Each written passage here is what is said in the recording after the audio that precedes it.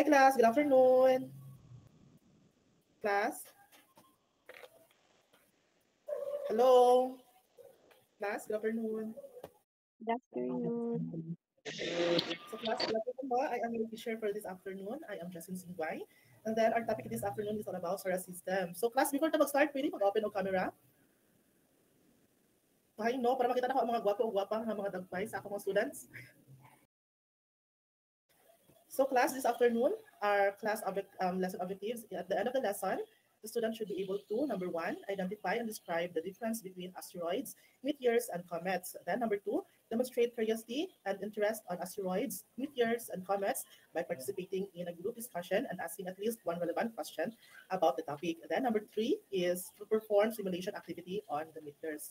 So class, I have a question before to mag-start properly. So think back at night when you look up at the sky. What did you see or have you observed? Anyone? O sa inyo na-observe sa sky at night kung magtanaw mo? Nice star. When the weather is nice, kay na star. So correct, no? Aside sa stars, ang sabi na atong ma-observe class.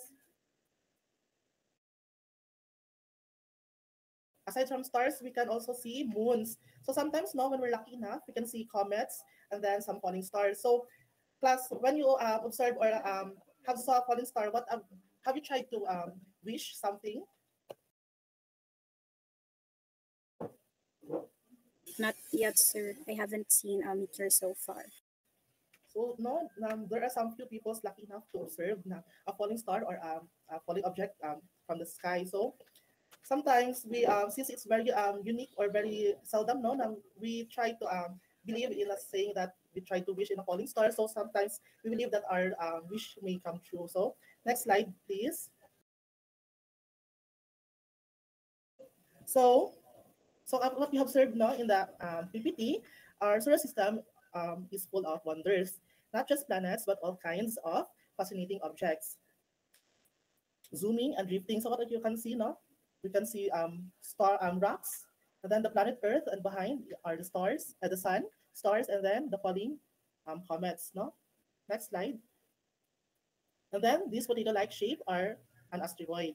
So these are the bodies in the class in the solar system. Next.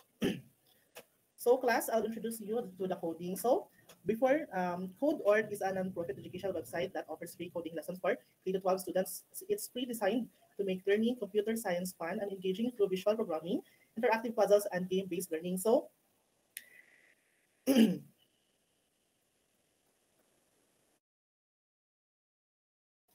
now, so for super cool part, we're not just going to talk about space. We're going to code it using Code.org class. So Code.org has some free lessons where you can learn by dragging and dropping code blocks to make things happen, like our very own meteor shower simulation. So class later, no, mag-coding ta, then we will create our own meteor shower, like building Lego blocks. So get ready to be space coders. So how does the code work? So number one, you learn by doing. So instead of reading long lessons, you check and drop codes, blocks to control characters in game or puzzle. You make them move, talk, or solve challenges step by step. So we're just like playing instead of studying. So it makes the studying less boring. And then number two, start simple, then go big. So we'll start in very simple coding, then we will going to as time passes by, the coding goes harder, but you begin with easy block coding, then move on writing real codes like JavaScript or HTML as you get better. Then number three, games, puzzle, and projects. You'll code fun stuff like Minecraft, dance parties, or your own mind games. Then every lesson feels more like playing than studying. Number four, instant feedback. So run your code and see what happens right away.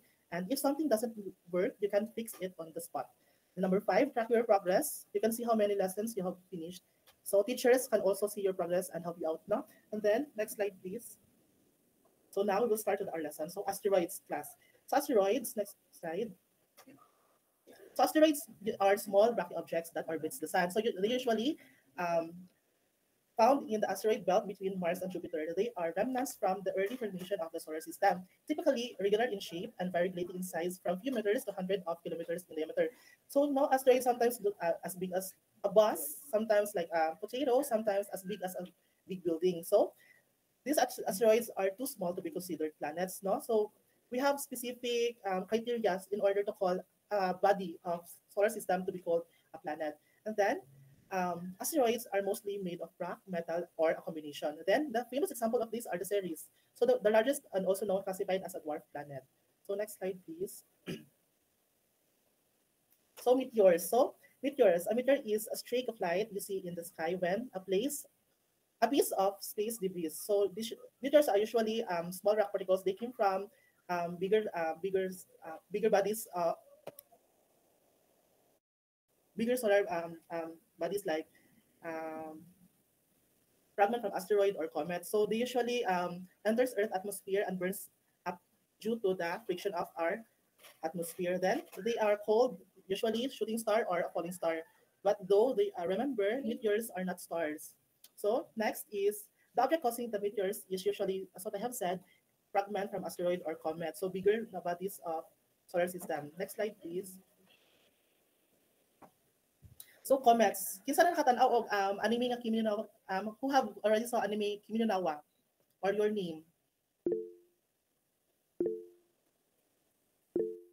So, so now what we have started anime. So example of that is an example of a comet. So icy celestial bodies that orbit the suns, often from the outer region of our solar system, like the Kuiper belt or Oort cloud. When they get close to the sun, the heat causes the ices to vaporize and creating visible a glowing atmosphere and a tail. So what you have sir no, comets in the sky, when you saw it in the sky, you can see a body, a head, and then a tail. The tail was caused by the sun heat. So it creates it vaporized, so creating a tail, colorful tail. So then, comets are made of ice, dust, and rocky materials, often called dirty snowballs. So the tail direction of the comets are usually points away from the sun. So why it was points away from the sun? Because it was pushed by the solar wind and radiation pressure. And then the orbits of the comets is usually often highly elliptical, taking them for beyond the planets before swinging back towards the sun. So next slide.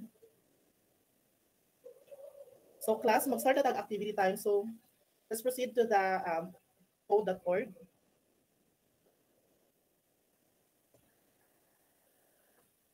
Mag-open, mag-open na mo code.org class.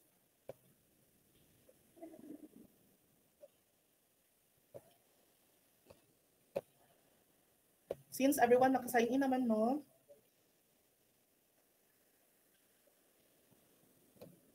So we have a few games here, activities. You can see here, see this. So that Ice Age Play Lab. So naandi activities you can play. Next. Okay. Just select number 1. Start from simple code. Then there you can see seed. That's our character. So have you tried na class?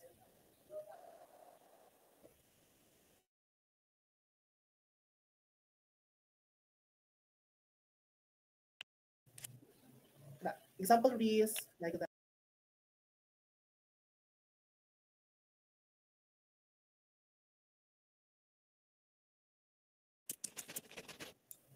That's how you code class mo. It's like a building block like a Lego. So that's the activity number 1. So we will play until the next like that.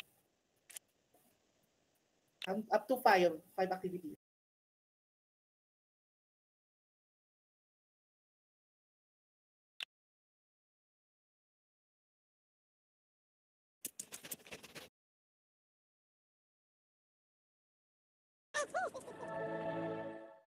So yung ano na ka simple class, that's how simple class coding is.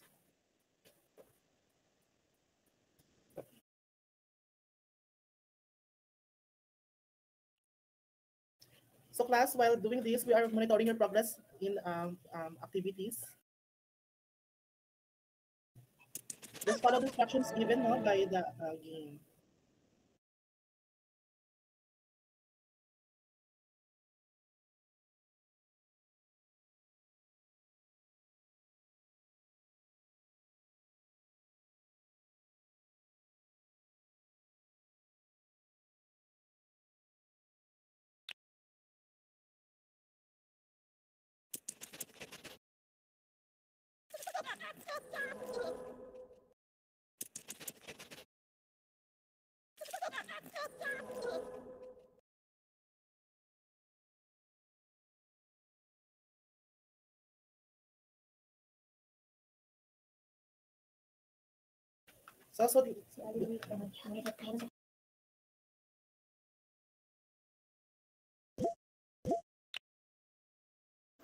So congrats to Allen May, no? Na siya sa fourth or third.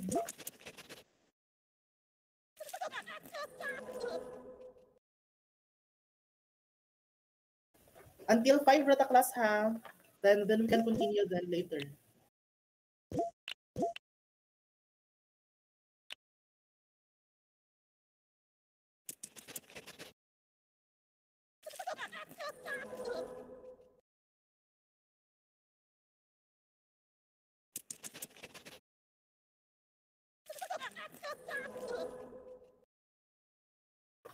So class no na ay uban nga some students are not cooperating in the activity, so we're checking your progress. If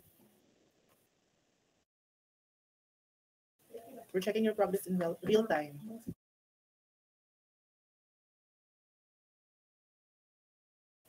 Excuse me, sir. Level 5 ra kutob. Ma'am? Level 5 ra kutob. Yes. Yes po. Yes. Thank you. Congrats to kay Allen, no? Allen, she's already finished up to number 5. Yes, sir. Thank you. Thank you so much, Allen.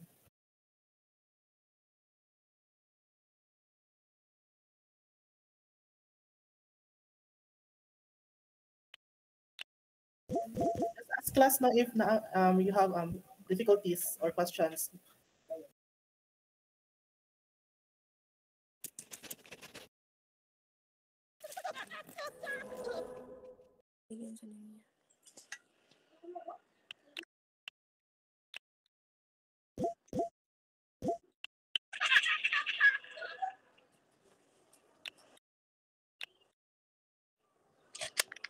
Dapat mo tape deh. Mang tiket to. Ay, nakikipit-kipitan ka.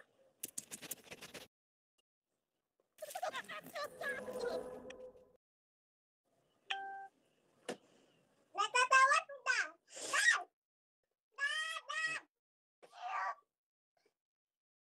Dadang. Natatawad na. Natatawad to. Tawad to. Ano ba? Natatawad to. Ano? Sige, maulog ka dia.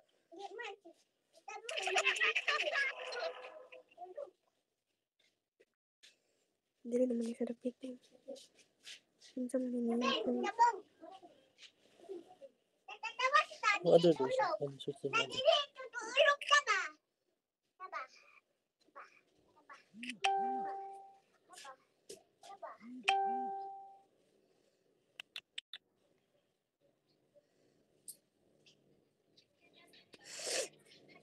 Ang pinaptap mo na, ang pinaptap na eh. Nagulwa na lang. Michael Gray, congratulations, you're already done.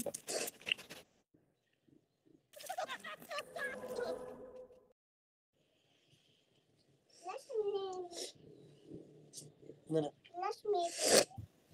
We will wait until 3:55 plus, no, so that we can conclude our class now.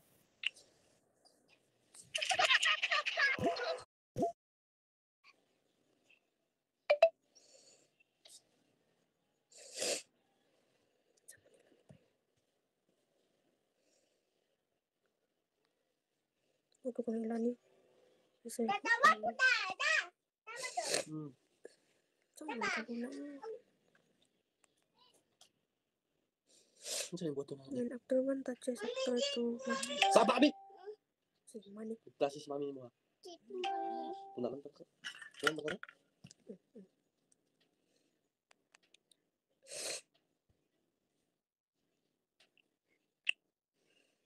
Depel kay.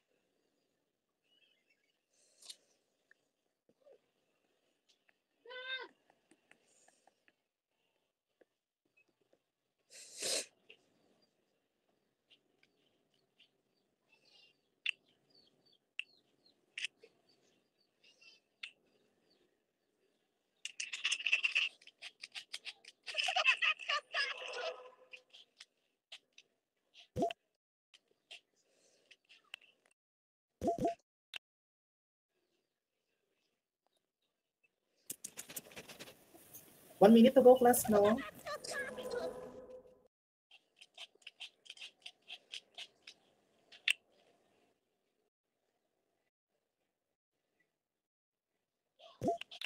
Ay. Ada siya po blocks. Uploadan niya siya.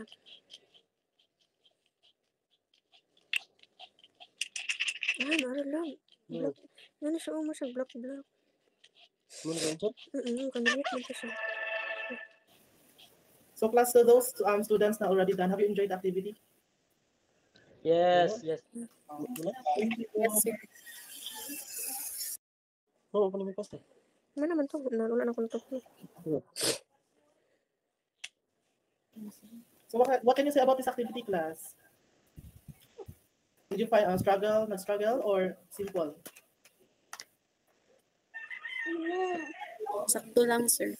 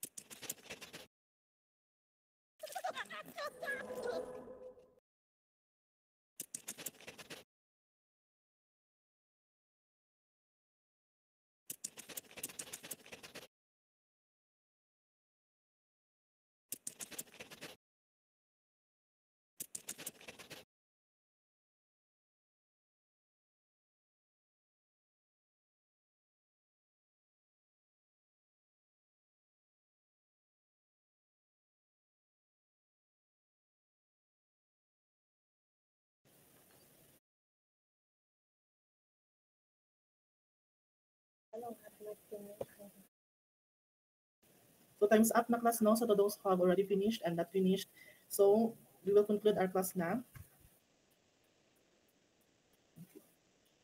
So class, so instead of adding actual meteors and so in this story, so the Ice Age characters are trying to escape a meteor shower. So just like that might have happened in Earth past during the formation of the solar system.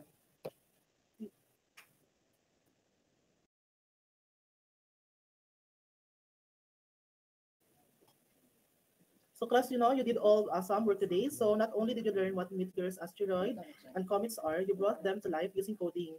So that's a pretty incredible blend of science and creativity. So remember, space is huge.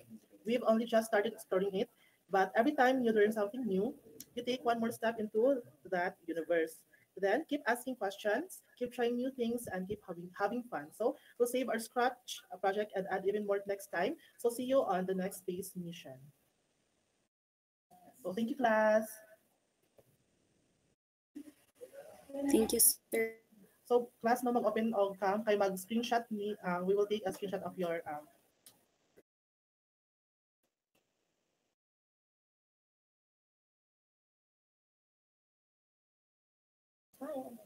Okay, 1, 2, 3, smile.